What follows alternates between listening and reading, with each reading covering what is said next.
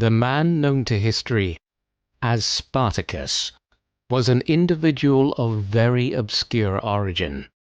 Based on the fact that he was in the fighting prime of his life in the mid-70s BC, it is generally assumed that he was born sometime between 105 BC and 100 BC. A reference in the brief accounts of his early life to his probably being a member of the Medi tribe strongly suggests that he was born near the Strymon or Struma River in what is now western Bulgaria, a region known in ancient times as Thrace. Of his parents and family background, absolutely nothing is known. Spartacus hailed from a part of the ancient world which lay on the fringes of the richer Mediterranean states of Greece. Thrace covers the section of the Balkans on the northern side of the Bosporus and the Sea of Marmara, the waterways dividing the Balkans from Anatolia, the western side of modern-day Turkey. Thrace was the name of the wider region covering the small Turkish enclave where Istanbul sits today, the southeastern quadrant of what is now Bulgaria, and the northeastern corner of modern-day Greece. There were a number of significant port towns here dominating the waterways between the Black Sea and the Aegean Sea, but the major power was the population of Thracian tribespeople who dominated the interior. These were fierce fighters, though they were considered to be foreign barbarians by the Greeks. In the late 6th century BC, they had been briefly conquered by the Persian Empire as the Persians sought to expand into Greece. But after the invasion of mainland Greece failed in 479 BC, a Thracian warlord by the name of Teres successfully established an independent kingdom of Thrace, ruled by a tribal confederation known as the Odrysians.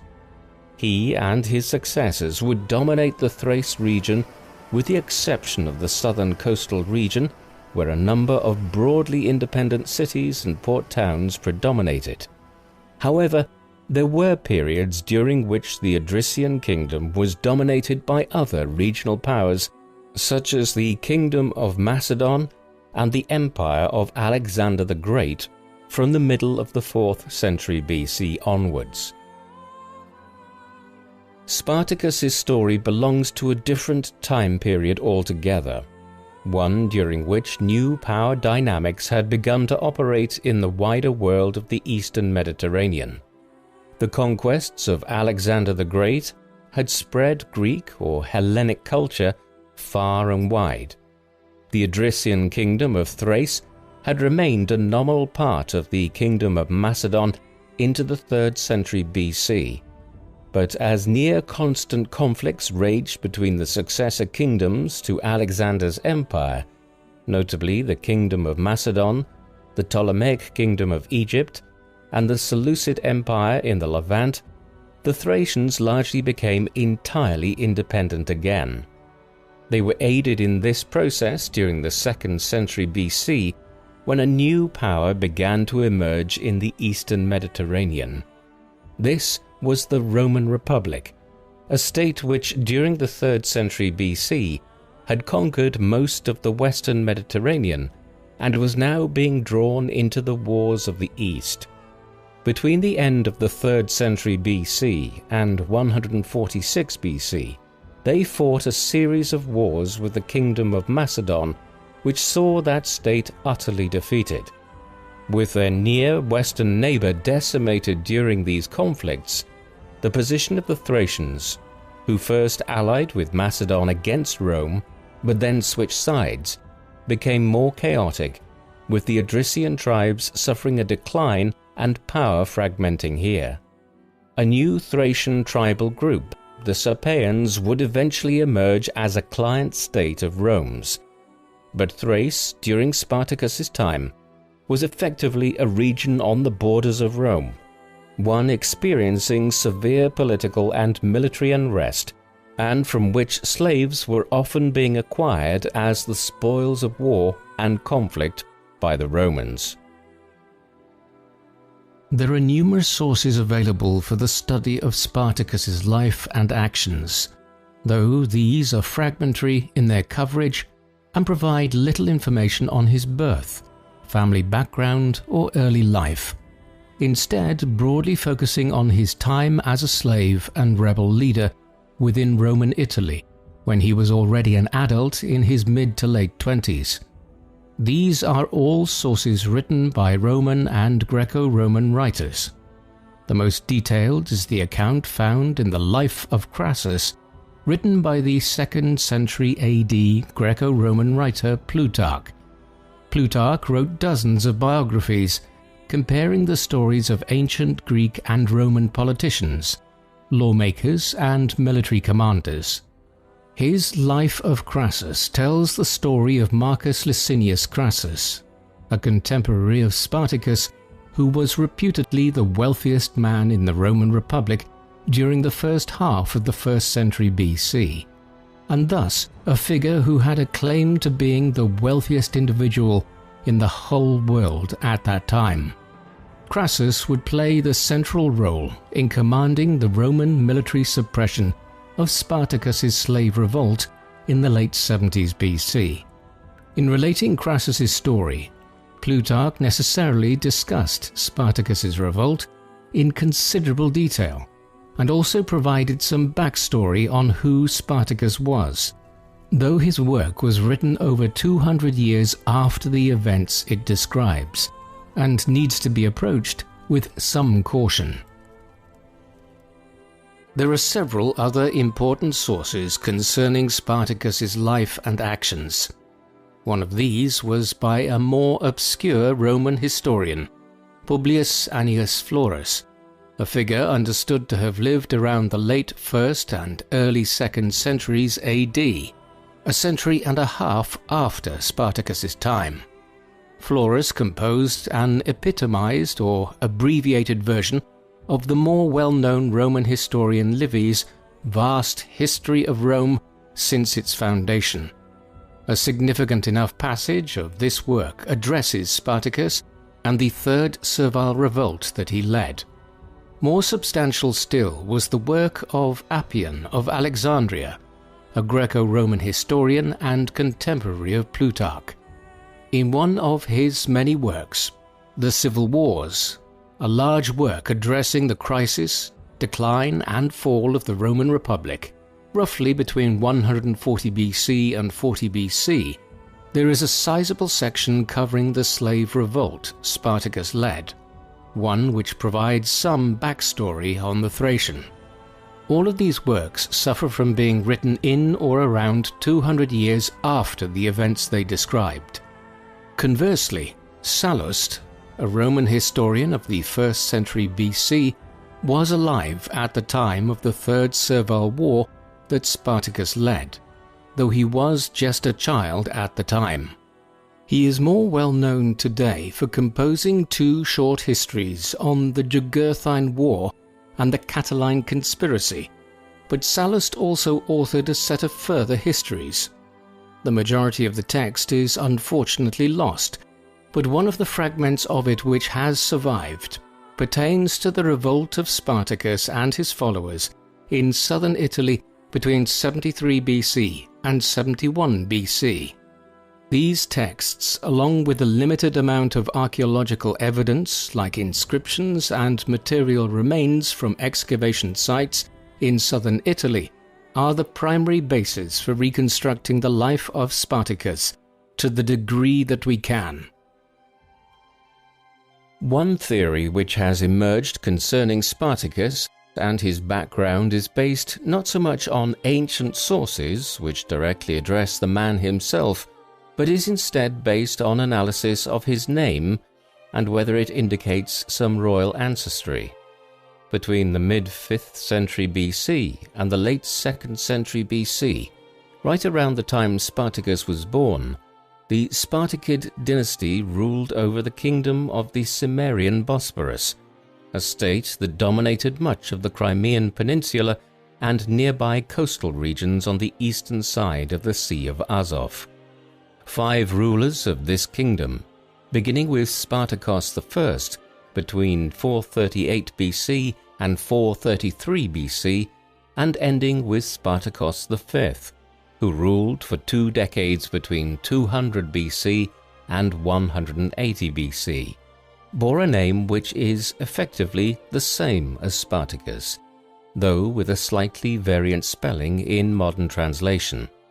It has therefore been suggested that Spartacus may have been descended or in some way related to the Spartacid dynasty that ruled this kingdom on the northern side of the Black Sea, and may have hailed from a branch of the family that established themselves in Thrace at some time in the 2nd century BC.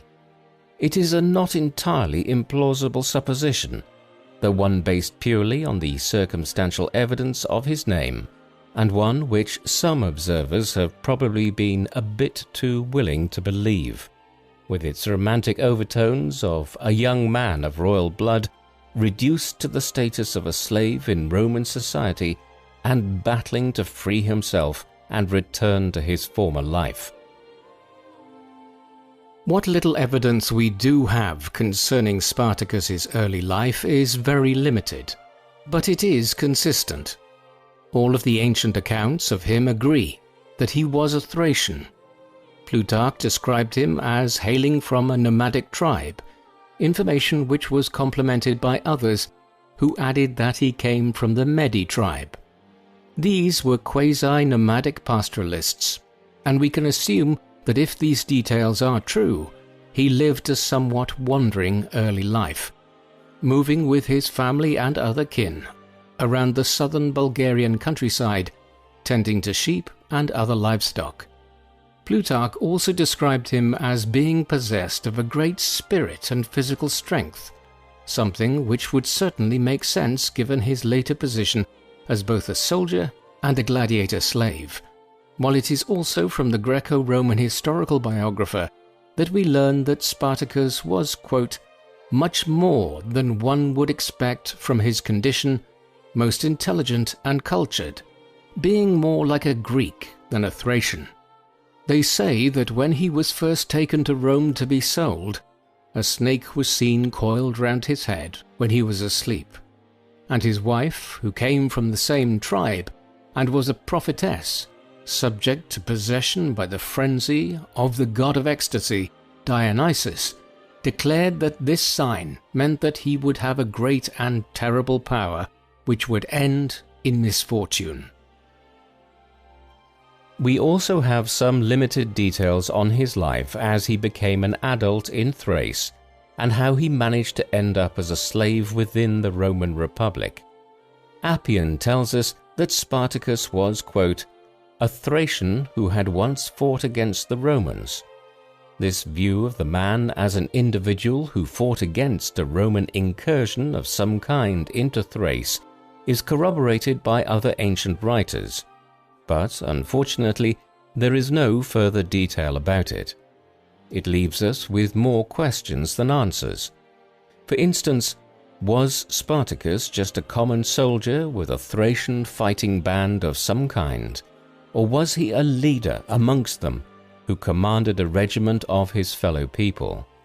This is an important question, as if we knew the answer to it, it would reveal much about how he met with such success against the Romans when he led his revolt in Italy many years later. Unfortunately, though, no further details are forthcoming from the available evidence. At the same time, we can assume that he must have been captured, perhaps after some battle or military defeat for the Thracians he fought with, around the early to mid-70s BC, and was soon sold into slavery in Italy after being sent there from Thrace. He most likely was not in captivity for many years before he appears in the historical record in 73 BC, as had he been a slave of long standing, Plutarch, Appian, and others would have surely mentioned this in their otherwise very brief accounts of his backstory. Spartacus was now entering into slavery in the Roman world. This was a complicated existence. Slaves had virtually no rights or liberties of any kind. though their lives were often not as brutal as those who experienced the chattel and plantation slavery that prevailed in the Caribbean and southern states of the United States between the 17th and 19th centuries. For instance, many slaves in the Roman world were household servants, and if they had owners that treated them well, did not experience brutality. Still, they were unfree, though they could win their freedom through various mechanisms. There was the darker side of slavery, though. If an owner was inclined to mistreat their slaves, their lives could be extremely difficult, and there is no shortage of evidence of slaves having to wear collars and fetters that indicated their enslaved status and called on anyone who apprehended them to return them to their owner. Because of the nature of the Mediterranean societies that Rome conquered from the 3rd century onwards, and the nature of Roman imperialism itself, the Roman Republic was a state in which slavery was extremely common. Slaves were taken from each conquered region as the spoils of war, often with a huge proportion of a city or town that resisted Roman rule being enslaved afterwards. It is estimated that upwards of 20% of the population of the Roman Empire at its height were slaves. These were used in various capacities. Some were household slaves. The more educated might acquire positions as scribes and clerks, and were considered valuable members of a patrician or wealthy individual's staff and household. The less fortunate were menial laborers, whose lives were spent carrying out hard labor in mines, quarries, and building sites. Amongst these, gladiatorial slaves occupied a somewhat unusual position in that their lives could be short and violent, but if they succeeded as gladiators, they could aspire to not only win their freedom, but also to live a life of riches and fame. Gladiators, whose name is derived from the gladius, short sword that many fought with, were combatants who took part in the ludi Romani, or gladiatorial games that had become common in Rome from around the 3rd century BC onwards. By Spartacus's time, they had become a staple of Roman life, and amphitheaters for holding gladiatorial contests were beginning to appear in many provincial cities and towns.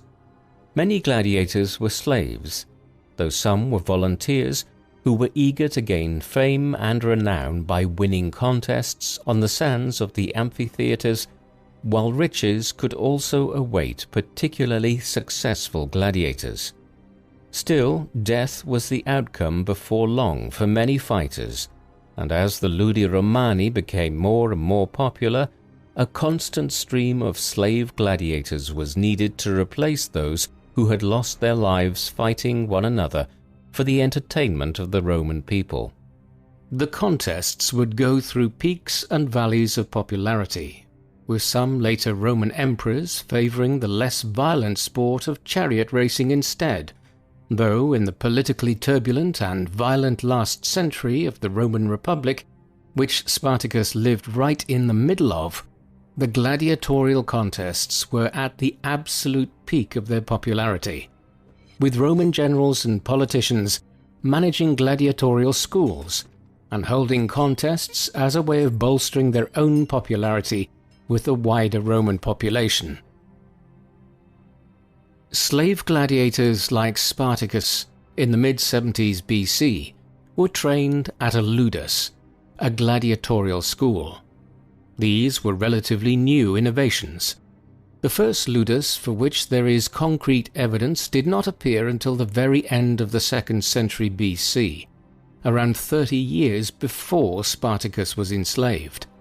The town of Capua and the surrounding region quickly became the center of such gladiatorial schools in Italy, as it lay in close enough proximity to the city of Rome to be able to transport gladiators there at short notice, while at the same time being far enough removed to provide extensive room for the school grounds, and also to avoid violence spreading to the capital if a revolt occurred at a ludus. southern Italy having experienced numerous slave revolts already in the 2nd century BC.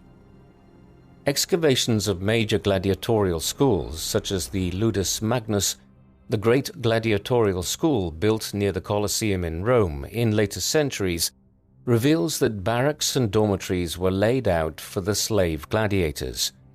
Water was piped into the ludus, and the living quarters were of a good quality. The diet of gladiators was also quite good, as they needed their strength to perform well, while expansive training grounds were laid out for gladiators to exercise and practice their fighting skills. Overall, slaves like Spartacus that found themselves being brought to a ludus could expect a higher living standard than most other slaves in Roman society, the catch being that their lives could be quite short, depending on how they fought in the amphitheaters. This video is sponsored by Odoo, a dedicated platform that offers a suite of apps for all your business needs. Join 12 million other Odoo users worldwide who have discovered how having all your business needs met in one place increases efficiency and makes managing your business a breeze. Odoo saves your employees time and you money. It is fully customizable and is an amazing addition to any business. When creating your account, make sure to select the right country so Odoo will set up your database with the appropriate fiscal rules and the correct default currency for your country. Of course, it's always possible to add additional currencies later if needed. Invoicing is just one of the apps included in Odoo. It offers simple e-invoicing in which you can easily create and customize your invoices to match your branding. Add customer details, product information, price, currency, and tax rate, and your invoice is ready in just a few clicks. And you can even keep track of everything related to that invoice, from emails to notes and activity straight in the chatter. You can issue invoices to your customers using the mobile app and update payment status on the move, anytime, anywhere. Your clients can also pay online with the Odoo Customer Portal. It's so easy to track your outstanding invoices using clear due dates and reminders for payments that need a follow-up. Plus, the sales reporting function highlights all your key information clearly set out on the customizable dashboard. Be one of the ever-increasing numbers who grow their business with Odoo. Just click the link in the description and sign up with Odoo. The first app is completely free with unlimited hosting and support. Spartacus's potential as a gladiator was quickly realized following his enslavement and his arrival in Italy. Our ancient sources do not reveal much about how it came about, but we do know that he soon ended up at the gladiatorial school managed by Lentulus Batiatus, otherwise named as Gnaeus Cornelius Lentulus Vatia, in the town of Capua, down the coast of western Italy from the city of Rome itself. Capua was an extremely important satellite of Rome, a major urban center between the capital and the rich settlements of southern Italy, and a stopping point on the Appian Way, the great road the Romans had built through the region 2.5 centuries earlier. Batiatus may well have been the Cornelius Lentulus who successively served as questor and the tribune in Rome in 75 BC and 72 BC, and was consequently a figure of some considerable social prestige and wealth at the time Spartacus arrived at Capua. At the ludus here, Spartacus was assigned to fight as a Gallus, a type of gladiator who fought with a large oblong shield and gladius sword, and who were assigned the role of pretending to be a Gallic warrior from Gaul in France and the Low Countries, the Gallic people being formidable enemies of Rome, who had been the last people to sack the city all the way back in 390 BC. These Gallus gladiators became known as a murmillo, after the conquest of Gaul by Julius Caesar 2 decades later, when it became politically unacceptable to refer to the new subjects of Rome as individuals, who would be sent to their death in the amphitheatres. Unfortunately, our sources provide almost no further information of any kind on Spartacus's life at Capua, but based on his decision to lead a breakout with other slaves from the ludus before long, we can conjecture that conditions were not idyllic. Spartacus had ended up enslaved in a gladiatorial school of southern Italy during a period of long-running tensions within the world of the Romans. While the Roman Republic had entered into a period of conquest and expansion in the 3rd and 2nd centuries BC of an unprecedented kind for a power from the Western Mediterranean, power and riches had brought their own problems. Beginning in the 130s BC, there were social and political problems in Rome itself, while by the dawn of the 1st century BC, a growing problem was that of Roman military commanders becoming far too powerful and exercising excessive control within the Republic. Two camps had developed, one supporting a general named Gaius Marius, and another a younger upstart called Cornelius Sulla. Eventually, Sulla had won a civil war against the Marians after the death of Marius himself and had claimed the title of dictator in Rome for several years between 82 BC and 80 BC. When Spartacus arrived in Italy, the Republic was only just settling back into some form of normality after the civil war and dictatorship, with Sulla eventually having retired to his country estates, where he died not long afterwards. The sharks continued to circle the dying Roman Republic, though, and the next half a century would see general after general trying to claim absolute power in Rome before an imperial system would finally be established by Caesar Augustus in 27 BC. This political crisis was mirrored in a social crisis which was much more germane to Spartacus's story. Rome, as we have seen, was a slave-owning society, one in which, at its height, an estimated 20% of the population were slaves. Beyond slaves themselves, a large proportion of the free population were the poor and landless laborers. It was only Roman citizens, and in particular the Roman elite, who held major wealth and benefited from the empire. This highly inegalitarian situation had led to both slave revolts and popular protests against Roman policies for decades. For instance, between 135 BC and 132 BC, a huge slave rebellion occurred on the island of Sicily, one which saw much of the island come under the control of a slave army for years before being suppressed. It became known as the First Servile War. A second Servile War followed on Sicily as well, between 104 BC and 100 BC, when the large slave population on the island took advantage of the invasion of northern Italy by the Cimbri and other enemies of Rome from beyond the Alps to try to carve out their own domain in Sicily. Finally, between 91 BC and 87 BC, the Social War, a clash between the Romans and their non-Roman Italianate subjects across Italy, was fought as the non-Roman Italian people sought to be given the honors of Roman citizenship. What all of these conflicts point towards is that there was a strong tradition across Italy by the 70s BC of revolts against Roman rule, both from within the large slave community and the Italian free community, with Sicily and southern Italy in particular being places of frequent revolts and insurrections.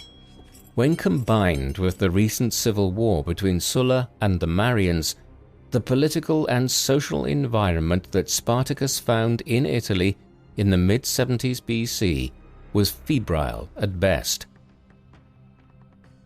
Spartacus would soon lead a new slave revolt in southern Italy, one which eclipsed the First and Second Servile Wars in terms of the numbers involved and the threat it posed to the city of Rome itself. This began with an escape of several dozen slaves from the ludus at Capua sometime in 73 BC. Plutarch provides the most detailed account of the events which initiated the slave revolt that would become known as the Third Servile War. In his Life of Crassus, he relates the following: "The rising of the gladiators and their devastation of Italy, which is generally known as the War of Spartacus, began as follows. A man called Lentulus Batiatus had an establishment for gladiators at Capua. Most of them were Gauls and Thracians. They had done nothing wrong, but simply because of the cruelty of their owner, were kept in close confinement until the time came for them to engage in combat.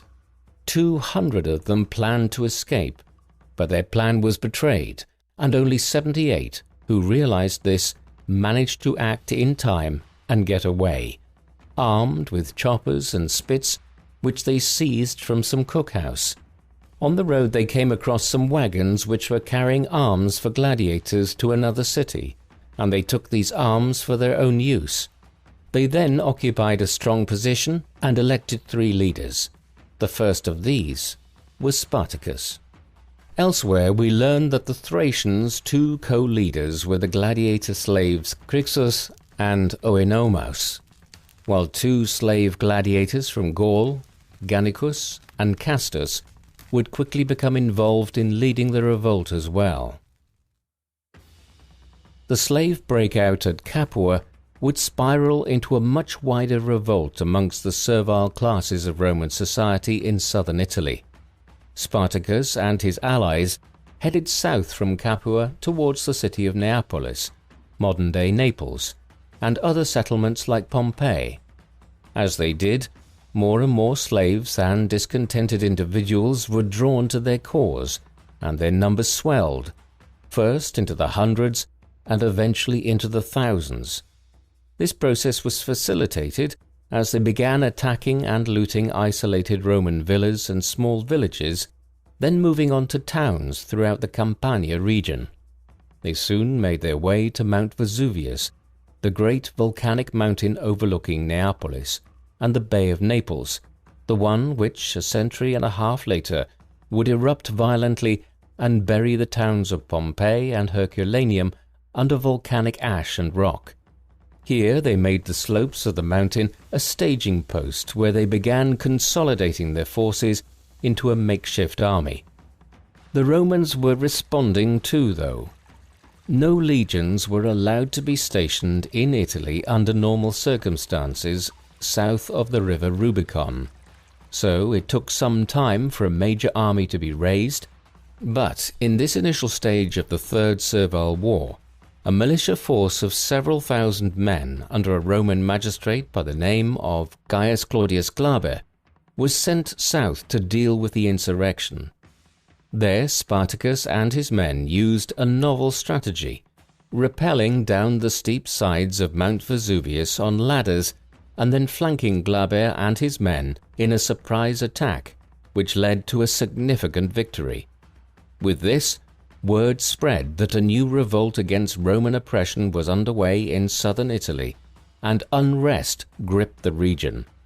The Third Servile War had begun, with Spartacus as its leader. There are differing accounts as to how the Third Servile War, which now began, played out, with Appian and Plutarch disagreeing on a number of specific aspects of it. What is unanimously agreed upon is that this was a war which lasted for around 2.5 years between the original slave breakout from Capua and the Battle of Mount Vesuvius in 73 BC, and when it would finally be suppressed late in 71 BC at the Battle of the Salarius River. Both ancient historians also agree that after a period of building up their forces to tens of thousands of men, Spartacus and the other rebel leaders moved to the eastern coast of southern Italy and then headed north along the eastern side of the Apennine Mountains that formed the spine of central Italy. Spartacus then won a considerable victory over the Romans at a site to the east of Rome, most likely in the vicinity of modern-day Pescara. Where they differ is that Appian holds that Spartacus then largely headed west and might have been attempting to strike at Rome itself before thinking better of this strategy and retreating back to southern Italy. Plutarch, by way of contrast, describes Spartacus and his men as venturing much further north towards Ravenna and Bologna, before fighting a victorious battle against the Romans at Mutina. According to the historical biographer in his Life of Crassus, he then headed south, but did not pass as close to Rome as Appian holds. Both accounts suggest these events occurred in 72 BC, and that even as they were playing out, the Romans were diverting a great number of legions back to Italy to crush the revolt. The culmination of it all would come in southern Italy in 71 BC. Throughout the accounts of Plutarch, Appian, Florus, and others, it is entirely clear that Spartacus was viewed as the paramount leader of the slave rebels and their allies. The question of how close to the city of Rome Spartacus and his followers went raises questions as to what his objectives were and what the other leaders of the revolt hoped to achieve. After all, if they had simply wished to win their freedom, why did they not simply acquire some ships early on in the revolt and flee from Italy altogether? In an age when piracy was rife around the Mediterranean, and the Romans were not yet masters of what they would later call Mare Nostrum, our sea, it might have been possible for Spartacus to make his way home to Thrace with a bit of luck. Florus argued that Spartacus and his earliest followers were initially motivated by nothing more than a desire to escape captivity. Later, as their efforts at Mount Vesuvius met with success, and more men gravitated towards them and their numbers swelled, these aims mutated into a desire for revenge against the Roman people. Finally, he suggests that as their confidence grew, the Thracians began to entertain hopes of attacking the city of Rome itself. This is a neat explanation for Spartacus's actions, but there may have been other factors at play. For instance, some historians of the late Roman Republic argue that many thousands of those who joined the revolt were not in fact slaves, and were instead former Roman soldiers or individuals with other resentments against the state. In this light, the Third Servile War is cast as a conflict in which slaves and others in southern Italy, who felt that they had not been properly rewarded for their role in the rapid expansion of the Republic in years gone by, banded together to punish the elite of Italy and to potentially grow their strength until they could strike at Rome itself. Appian's account of their progress, with the northward march and then abrupt swerve westwards, close to Rome, suggests a possible objective of attacking the capital, though Plutarch, who as we have seen describes Spartacus and his followers as campaigning much further north towards the plain of Lombardy, hints that perhaps they were attempting to simply break out of Italy altogether to freedom over the Alps, where Gallic and German tribes still lived free from Roman rule. The theory that Spartacus's army was comprised of many former Roman loyalists who were disillusioned at the way they had been excluded from the benefits of empire would certainly fit with the size of the army that Spartacus was able to assemble. The ancient accounts concur that he was soon leading an army of tens of thousands of men in southern Italy, and it seems plausible that this was not made up of slaves alone. Historians estimate that the entire horde soon grew to 120,000 followers, but this included camp followers like women and auxiliaries, and camp aides who did not fight. Nevertheless, it seems plausible that the rebel army reached a fighting capacity of as much as 70,000 or 80,000 men at its height in 72 BC. From Florus, we hear how Spartacus and the other slave leaders built up their army. He states that their forces became, quote, "a regular army by the daily arrival of fresh forces. They made themselves rude shields of wickerwork and the skins of animals, and swords and other weapons by melting down the iron in the slave prisons." That nothing might be lacking which was proper to a regular army, cavalry was procured by breaking in herds of horses which they encountered, and his men brought to their leader the insignia and fasces captured from the praetors. Throughout these events, Spartacus and his men won several notable victories against the Romans. After the initial small force of hastily assembled troops under Glaber had been defeated at the Battle of Mount Vesuvius, another Roman magistrate and commander, the praetor Publius Varinius, was ordered to gather together as many men as he could and head south. This was still in 73 BC, when the full scale of the threat posed by the rebels had not yet become apparent. Varinius's expedition met with even greater failure than had Glaber's. He marched with several thousand troops, so much so that he decided to split his forces into two contingents, a costly mistake which saw Spartacus's army defeat the two weaker contingents with ease. Varinius barely escaped alive, and most of his men were either killed or captured.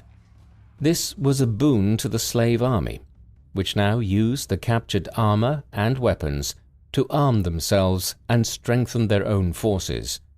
Then, in the winter of 73 BC into 72 BC, they conducted a series of raids against the principal towns and villages of the Campania region, including Nola, Metapontum, Turiae, and Nuceria. In this way, they continued to strengthen their own position. Further victories followed in the spring and summer of 72 BC, this time against greater forces. As Spartacus led his tens of thousands of followers north along the eastern side of the Italian peninsula, two much larger armies under the two consuls for 72 BC, the leaders of the Roman Republic elected on an annual basis, Lucius Gellius and Gnaeus Cornelius Lentulus Claudianus, moved to prevent them moving any further north. A battle occurred near Gargano in the Foggia region, one in which the Thracian and his men once again scored a victory. It now became apparent to the Senate in Rome that they were not going to be able to suppress the unrest in the south of Italy by sending small forces against Spartacus, and a much more concerted war using the extensive resources of the Roman state would be necessary. They would need full legions, and several of them. Thus did the call go out to the provinces for the governors and commanders there to begin dispatching their men towards Italy to protect the city of Rome itself. At the same time, these victories did not come with complete ease for the rebels. During these early engagements in the Third Servile War, Oenomaus, one of the slave gladiators who had led the revolt since its earliest days alongside Spartacus, was killed, while the engagement against the consular armies near Gargano in 72 BC may have ended in victory, but was costly all the same for the rebel armies. As legionaries began pouring into Italy from the provinces in the second half of 72 BC and into early 71 BC, 3 individuals were tasked with taking charge of them and crushing the war Spartacus had become the leader of. One of these was Marcus Terentius Varro Lucullus, a Roman proconsular governor of Macedonia, who had been engaged in border wars in Spartacus's native Thrace in the early stages of the revolt, and now arrived back in Italy with several legions. Another was Gnaeus Pompeius, a figure who had risen to prominence as a commander as a young man in his 20s during the civil war that brought Sulla briefly to power as dictator of the Roman Republic. In the course of the 70s BC, he had overseen the suppression of a lengthy revolt in Hispania by the Roman general Quintus Sertorius. Pompey, as he is more widely known, had just brought the Sertorian War to an end in 72 BC when he was recalled to Italy with some of his legions in response to the threat Spartacus posed there. But the most important Roman commander now appointed by the Senate was Marcus Crassus, Rome's wealthiest political figure. A clear indication of his critical role in the war against Spartacus is indicated by Plutarch's Life of Crassus, being the most detailed ancient source we have for Spartacus's life and actions.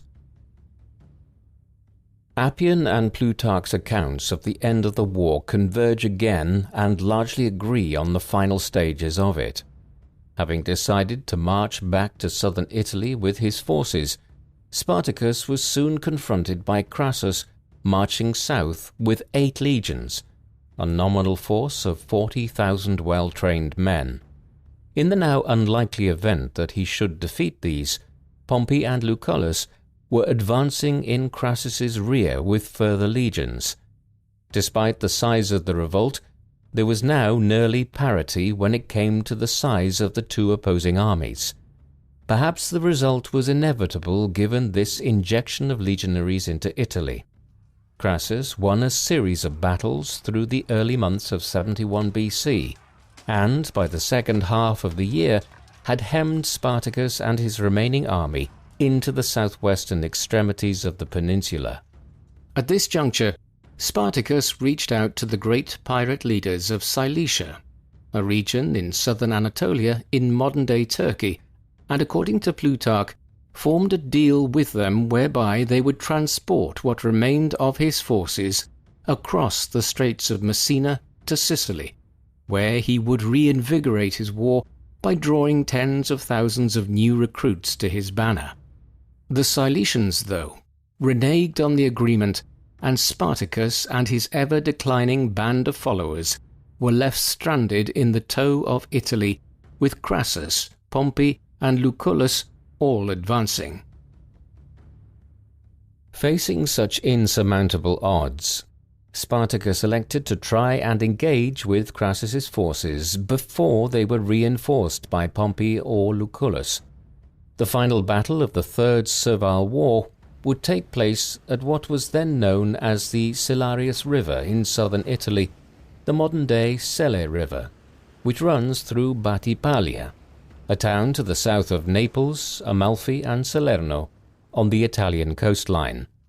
Like all parts of the war, we do not have an exact date for when it occurred, only that it took place late in 71 BC, perhaps around 2.5 years after the initial breakout by Spartacus and his comrades from the gladiator school at Capua, with Appian describing it as lasting close to 3 years. In keeping with the tendency that was common amongst ancient Greek and Roman historians to exaggerate the size of enemy armies, the sources for the battle suggest that Spartacus was still in command of over 50,000 men and outnumbered Crassus's legions. But modern historians tend to agree that Spartacus's army was probably down to 20,000 to 30,000 men at this juncture. Moreover, they were hemmed in. A new archaeological study, details of which have only been published in the summer of 2024, purports to have found the remains of a 2.5-kilometer-long wall in the Dossone dell'Emilia forest in Calabria, which Crassus and his men seem to have built to surround Spartacus's army. Outnumbered and facing better trained and resourced legions that were effectively encircling them, with these quickly erected fortifications, the slave army had no option but to engage the Romans, and was soundly defeated. Thousands perished, though not without inflicting heavy enough casualties on the Romans. this possibly being a product of Crassus engaging Spartacus faster than he should have in an effort to bring the war to an end before either Pompey or Lucullus could steal some of the glory for defeating the Thracian from him. In the midst of the Battle of Silarius River, the Thracian slave gladiator that led the Third Servile War was killed. Appian provides a detailed account of Spartacus's death during the battle, relating how, quote, Spartacus himself was wounded by a spear thrust in the thigh, but went down on one knee, held his shield in front of him, and fought off his attackers until he and a great number of his followers were encircled and fell. The rest of his army was already in disorder and was cut down in huge numbers. Consequently, their losses were not easy to estimate, though the Romans lost about 1,000 men, and Spartacus's body was never found. Florus simply tells us that he fell during the battle, though interestingly for a Roman writer describing the actions of a barbarian enemy, he praises the gladiator general for falling while fighting bravely on the front lines as a general. This positive account of the manner in which the Thracian met his demise was mirrored by Plutarch, who gave the most detailed account of all of how Spartacus met his end. Here he describes the rebel general as slaying his own horse in the midst of the battle, declaring that if they won the battle, he would have many Roman horses to choose from, and if they lost, he would need none. Then he charged with a cohort of followers towards Crassus. He never made it to the Roman general, though. Instead, after slaying many Romans, including 2 centurions, Spartacus's followers began to abandon him as the result of the wider battle became clear. Undismayed, Spartacus continued his charge, only to be cut down by the Romans before he could make it to Crassus.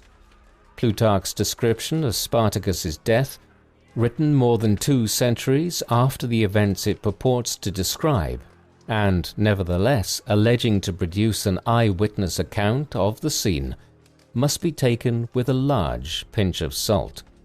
While it is possible that he himself was drawing on more contemporary sources that could reliably have described the battle and the death of the general, it is far more plausible that he was exercising a degree of creative license which makes his portrayal of Spartacus's death more historical fiction than historical reality. Spartacus's body was apparently never recovered from the battlefield following the Battle of the Silarius River. The engagement brought the Third Servile War to an end, as Pompey, who had not brought his legions to aid Crassus in the actual battle, now moved to engage several divisions of the rebel army and slew thousands more in the hours and days that followed. He also sent word to Rome, where he informed the Senate of the victory in a manner which allowed him to try and claim most of the credit for the victory that Crassus had won. For his part, Crassus engaged in a brutal conclusion to the war. He captured some 6,000 of the remaining rebels and crucified them at regular intervals along the 200-kilometer stretch of the main road between Capua and Rome, the famous Appian Way. Crucifixion was an already well-established form of capital punishment in the Roman Republic, one which involved the nailing of a condemned individual to a cross by the hands and feet until they bled to death or starved.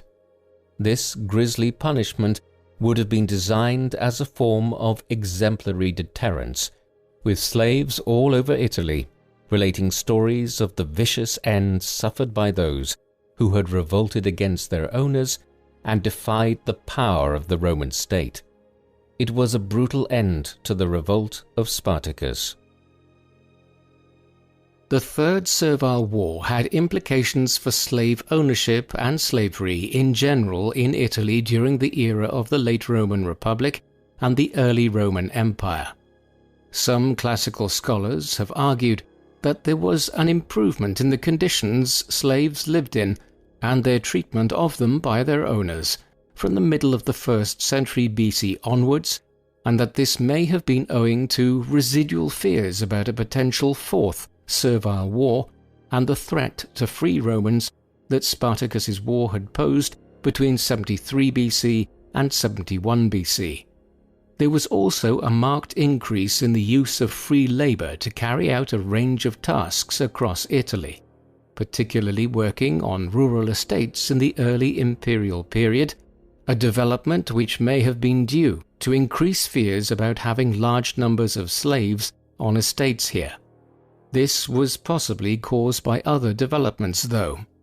The era of major Roman conquests, for instance, ended just a few decades later during the era of Emperor Caesar Augustus, as he decided to consolidate Rome's territorial empire rather than expand it. Without endless conquests that ended in mass enslavements of subjugated people, Rome's supply of abundant and cheap slaves dried up, leading to better treatment of existing slaves. Hence, Spartacus's revolt was just one factor in the improved conditions slaves lived in under the early Roman Empire.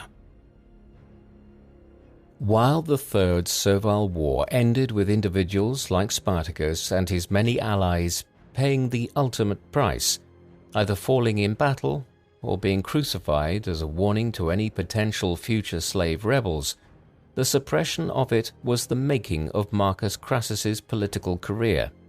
For a time in the early stages of the war, the slave revolt had presented an enormous threat to the safety of Rome itself and the villas of the rich elites scattered across the Italian countryside.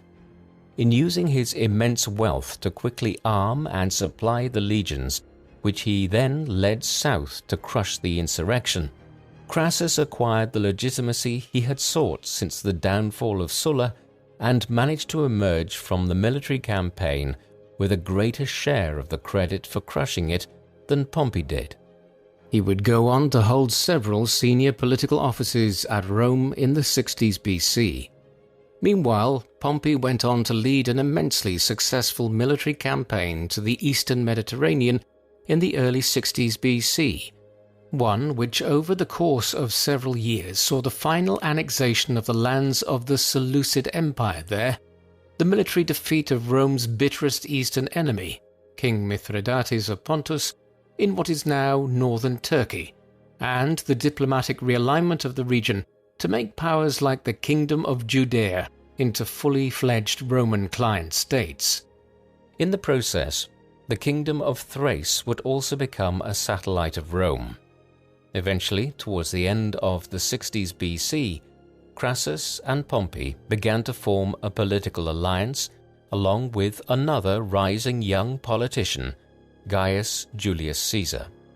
The first triumvirate, which became public knowledge in 59 BC, provided the basis for the three men to wield power in the Republic between them. When it collapsed years later, Rome descended into civil war again. It is notable that two of the three individuals involved rose considerably in the political life of the Roman Republic owing to the Third Servile War that Spartacus led.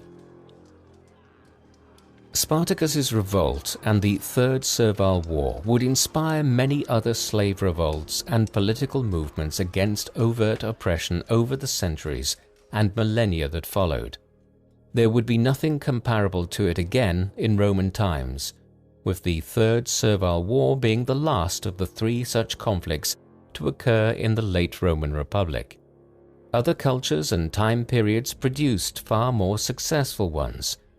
For instance, the Mamluk Sultanate in Egypt was born there in the middle of the 13th century out of a slave revolt, when the Mamluk slaves of the Arab rulers managed to gain control over the country and establish their own polity. Similarly, there were a great many different slave revolts throughout the Caribbean and other parts of the Americas between the 16th and 19th centuries during the era of the transatlantic slave trade. One of these, the Haitian Revolution of the 1790s and 1800s, would eventually lead to the establishment of the first nation-state in the New World, ruled by black people whose ancestors had been brought to the Americas as slaves. One of the main early leaders of the revolt against the French on Haiti, Toussaint Louverture, consciously viewed himself as a latter-day Spartacus. In a somewhat different vein, when German communist agitators, led by Rosa Luxemburg and Karl Liebknecht, launched a revolt against the centrist government of Germany in Berlin in January 1919, their attempted revolution became known as the Spartacist Uprising, in recognition that they had founded a group called the Spartacus League back in 1914. Thus, Spartacus has remained an inspiration for slave revolts and movements against political and social oppression down to modern times, and his name has accordingly been co-opted as such. Spartacus has also emerged as a culturally significant individual, with his story retold in many different formats in modern times.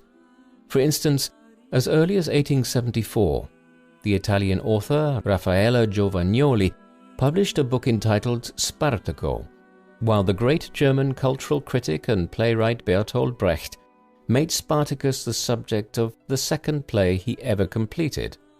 Less than 20 years later, the Hungarian author Arthur Koestler published his first book in English, The Gladiators. It focused on the revolt of Spartacus and his followers, and was notably the book Koestler wrote right before he began work on Darkness at Noon. The latter is widely considered one of the great novels of the 20th century, and with its anti-totalitarian themes, Koestler's recent work before writing it on a group of slaves revolting against the oppression of their Roman owners was doubtlessly an influence. Another 2 decades later, the film Spartacus, starring Kirk Douglas in the title role and Laurence Olivier as Marcus Crassus, appeared. Based on a 1951 book by Howard Fast, the film was directed by the great Stanley Kubrick and won several Academy Awards, including a nod to Peter Ustinov for his depiction of Batiatus, the owner of the gladiatorial school in Capua, where the revolt that launched the Third Servile War began. Further television series have retold the story of Spartacus in recent decades. Though less critically lauded, they point towards the continuing interest in the slave leader's story and the war he led against Rome between 73 BC and 71 BC. Spartacus is a very interesting historical figure. Rattle off the name today, and almost anyone you meet will have either heard of it before and might even be familiar with the broad parameters of his story. He was the leader of a slave revolt against the might of the Roman state, a romantic figure whose story has been retold repeatedly in books, films, television series, and plays over the centuries. And yet, when we dig down beyond the romantic tale, we actually know virtually nothing about Spartacus. The amount of written source material concerning his life and the revolt which he led against Rome, the Third Servile War, found in the works of Plutarch, Appian, Florus, and a handful of other fragments, stretches to just a few thousand words when compiled together. These provide little more than a few sentences about his early life and backstory, and other than some conjecture about his possible ancestry, we know almost nothing about him, other than that he hailed from Thrace, and after fighting against the Roman state, was enslaved and ended up at a gladiatorial school in Capua in the mid-70s BC. Thereafter, we have a good bit more detail on the 2 or so years between when he and his accomplices initiated the Third Servile War and when he died fighting at the end of it. It must be said that it was an heroic struggle. For 2.5 years, a gang of men who were enslaved and oppressed managed to turn a small local revolt into a full-blown war, in which they took over southern Italy and threatened the security of the city of Rome itself. drawing tens of thousands of men to their banner in the process. Even those Roman historians who wrote about Spartacus expressed admiration for his bravery. But his cause was ultimately doomed, and the war was crushed brutally in 71 BC. In the end, perhaps, the reason why Spartacus has been so easy to romanticize is that we know so little about him. All that really exists is the colorful fable of an obscure slave who revolted against a great power, threatened it for a brief time, and then died valiantly in battle. What do you think of Spartacus? Was he a major slave leader and social upstart, or has his rebellion simply been romanticized by Hollywood since the middle of the 20th century? Please let us know in the comment section. And in the meantime, thank you very much for watching.